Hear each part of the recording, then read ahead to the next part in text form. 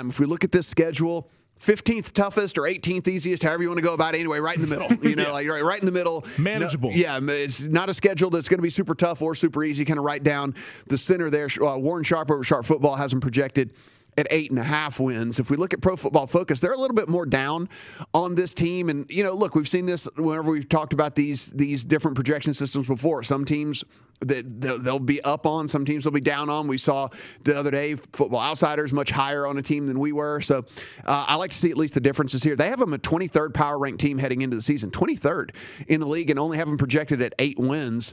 A lot of this might have to do with the offensive line. They have 27th heading into the season here. That said, it could be better instantly depending on how much the rookie contributes and how good the rookie is. And, again, Christian Darrisaw, first round pick for this team. He had the highest grade of any Power 5 tackle in college football last season. He's a dominant pass blocker and run blocker, but again, rookie offensive linemen tend to struggle in their first season, really pick it up in year 2 and year 3. We'll see if Darrisaw is one of the outliers here. And if he's able to do that, this offensive line could be much better than we see. Brian O'Neill's coming off a career best season for him. He was the 24th best tackle in 2020. He's a better run blocker than a pass blocker, but this team's a pretty run-heavy team with Dalvin Cook as it is.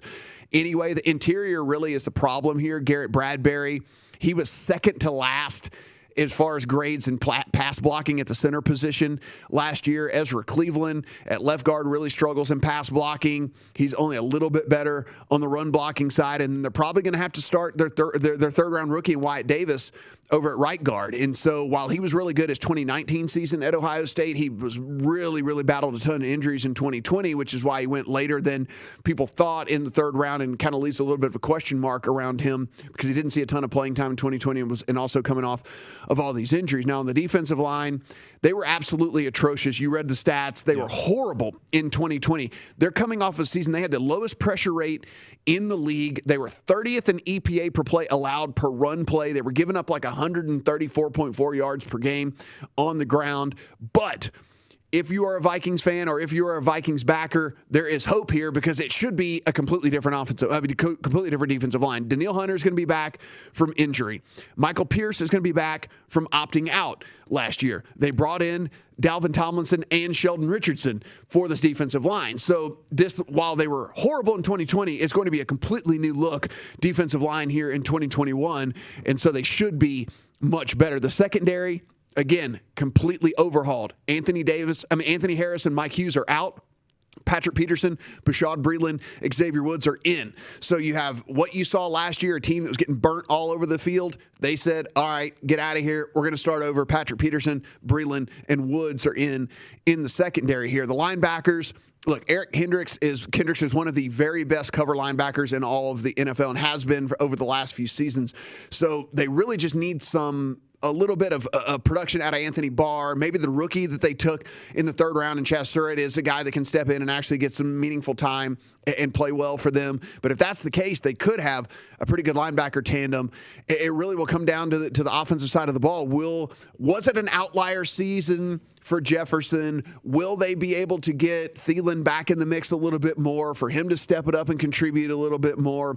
Will Irv Smith at tight end really take that next step? He says he's ready to be the primetime player. He's come out and said, I'm ready for the spotlight. I'm ready for this. I think I can do this. And then, of course, we keep bringing this up with Kirk Cousins, and Kirk Cousins has this cloud over him, and it's going to be over him. He's going to continue to get asked about it. He got asked about it again today, and there was quotes from him. They brought in, Mike Zimmer has been this very big advocate of all of his players going and getting vaccinated. He brought in an infectious disease doctor. Yeah, he's been frustrated at press conferences. And came in and talked to the team today. They asked Kirk Cousins about it afterwards. He's going to continue to have to answer these questions every single press conference. Hey, did you do this? What do you think of this? Are you going to do this? Whatever. Will that get into his head? Will that work in it? And then we talked about the other part of this is handicapping all of this, because yes, while the league is trending towards, the vast, almost 100% vaccination, we're sitting at 93% right now. It doesn't really matter if we're talking about these key players that fall in the 7% that aren't. And we know that Kirk Cousins is one of those very key players that falls in the not category. And so what we saw with the Cole Beasley thing, with the Isaiah McKenzie thing, what we've seen with some of these other situations is you don't even have to test positive. You don't even have to be in close contact. You can just break the protocol as well and find yourself having to miss 5 games. So it's not just one of these deals like last year where we were like, oh, okay, this guy tested positive, he has to miss, or these guys were close contact, so they have to miss. Now it's in place where you walk into the building without a mask on and they find out about it, you might be on the sideline. You get the close contact, you're going to be on the sideline. Obviously, if you test positive, you're going to be on the sideline. And so Kirk Cousins for this team, yes, they have Kellen Mond. They drafted Kellen Mond. I do understand all that. But I don't think we're expecting Kellen Mond to be anywhere near what Kirk Cousins is and stuff. And so there is some pause for me on this team, which Kelly, we went and we were talking even during the Aaron Rodgers stuff. We were saying, look, I think this Vikings team is a good bet regardless, because I think there's a chance they could win it even if Aaron Rodgers does come back and plays for the Packers this year. But there is that question. There is something we always are going to have to keep in mind, that at any given week, any given game, they could find themselves without their starting quarterback. And Femi, that is something that, as handicappers, is very tough for us. And I've wondered how that's going to play in the locker room, because right now a lot of it is just kind of in preseason training camp. Guys are just like, okay, they're missing a week here, a week there.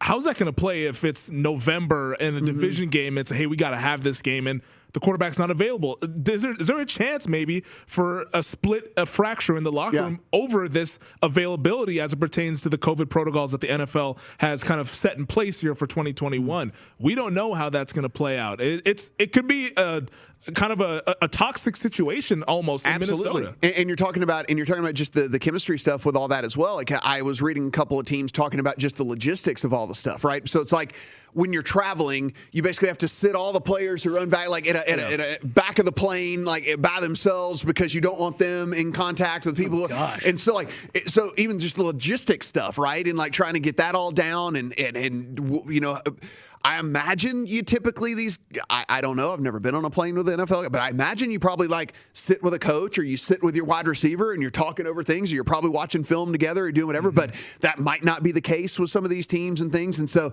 just all this stuff that we're going to have to take in to consideration when we talk about some of these teams, and specifically the Vikings, just because Kirk Cousins is so high profile and he is so out there with his stance and how he's going about all this. Yeah, I think that there's Kirk Cousins has rightfully so, I guess, over his career always kind of straddled that border of like, how good is he good? Is he good? Is he average? Right. Is he in between? But kind of like you were getting at, Matt, there's a massive, let's not pretend there's not a massive drop-off between having Kirk Cousins on the field and then Kellen Mond or whoever else it might be to replace him. And like you guys are talking about, if you're talking about in a situation where it's end of the season and a crucial game or in the playoff season, I mean, that's a backbreaker to your team. So I'm with you, Matt. There have been multiple times this summer where I've gotten close to making some Vikings futures bets, and that's just kind of kept me off. And I don't really know if I'm going to get there. I think the yes price on them to make the playoffs, just getting at plus money is a pretty good bet. But if you end up missing one of your key quarterbacks or one of your key players for a couple games, I don't know how you can make that bet right now.